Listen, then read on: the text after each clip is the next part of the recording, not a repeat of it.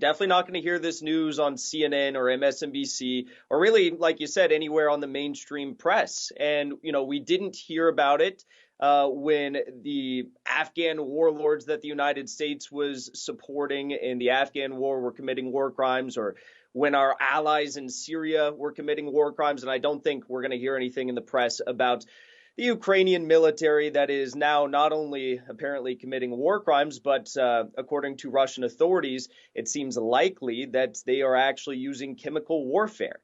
We saw several videos posted about 3 weeks ago on Ukrainian Telegram and social media channels from Ukrainian military personnel that they were creating what looked like to be chemical warfare agents that would be dropped from drones that are used by the Ukrainian military and supplied by the West.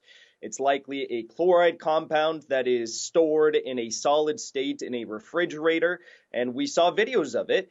And we've also now seen videos of these drones dropping these cylinders filled with a gaseous substance on Russian servicemen right around the Bakhmut Soledar area on the front in the fighting in Ukraine.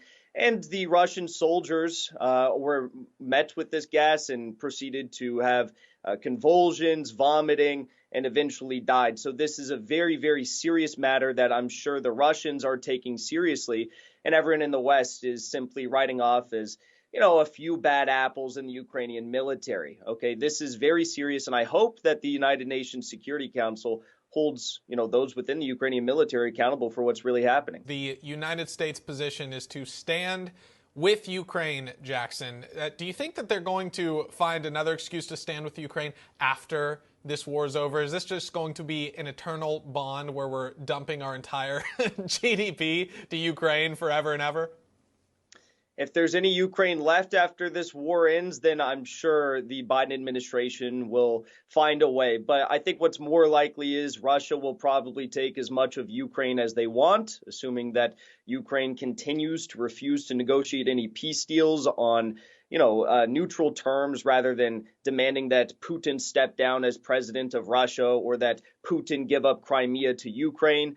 And if, that does happen, if Russia takes all or most of Ukraine or leaves a rump state in Kiev, I'm sure the Biden administration or whatever, deep state controlled apparatus in D.C. will set up a Ukrainian government in exile and will continue to funnel millions and millions, if not billions of dollars to them for the foreseeable future.